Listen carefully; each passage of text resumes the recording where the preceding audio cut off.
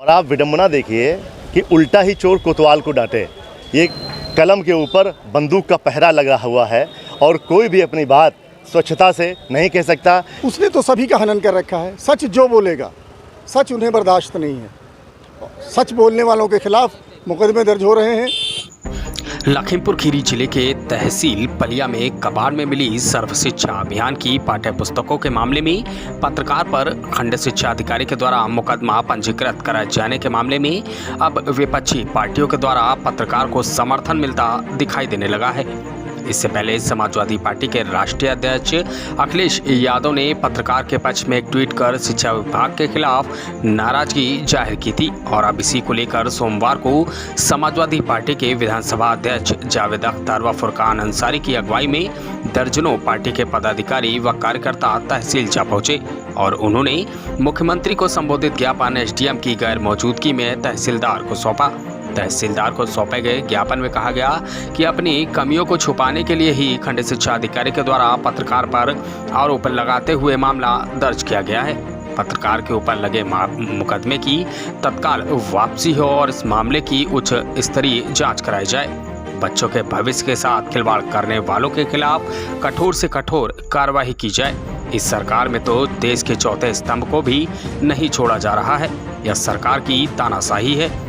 Party के जिला उपाध्यक्ष फुरकान अंसारी ने कहा कि हम इस घटना की कड़ी निंदा करते हैं और कहा यदि पत्रकार के ऊपर से मुकदमा वापस न लिया गया तो हम लोग एक बड़ा आंदोलन करने पर मजबूर होंगे और इसकी पूरी जिम्मेदारी मौजूदा सरकार की होगी।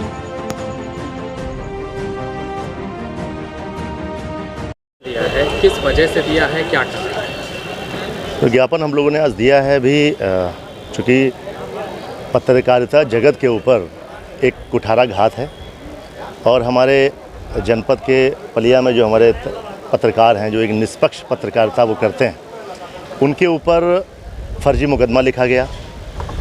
और आप विडंबना देखिए कि उल्टा ही चोर कोतवाल को डांटे। ये एक विडंबना है।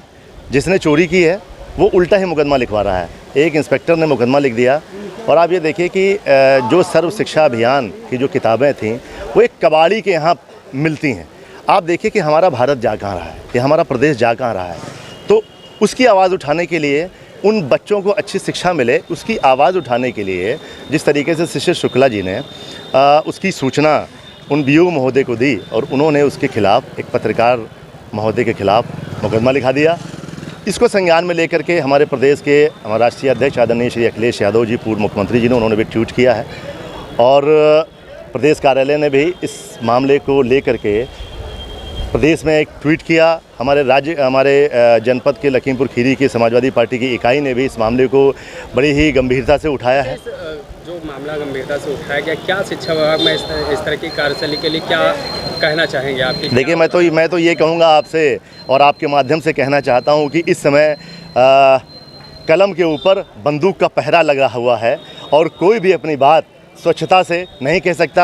यानी कि जिस आदमी ने अगर कोई बात कही, चाहे वो अधिवक्ता समाज से लोग हों, चाहे पत्रकारिता जगत से हों, अगर आप सही बात को उठाएंगे तो आपके ऊपर मुकदमा लिख दिया जाएगा और आप जेल चले जाएंगे। अच्छा, क्या अधिकारी कह रहे हैं इस बारे में? मुझे लगता है अधिकारियों इस समय पूरी तरीके से हठधर्मिता के ऊपर हैं और जिस तरीके से उन लोगों ने ये हरकत की है, तो ये समाजवादी पार्टी के साथियों ने, आज हम लोगों ने एक बड़े साथियों के साथ में एक ज्ञापन दिया है और भविष्य में ये ताकीद की है कि अगर पत्रकार महोदय के खिलाफ़ ये जो एफआईआर इन्होंने दर्ज किया है, अगर ये वापस नहीं मुकदमा होता है तो समाजवादी पार्टी सड़कों पे उतर करके और बड़े आंदोलन के रूप में कार्य करेगी।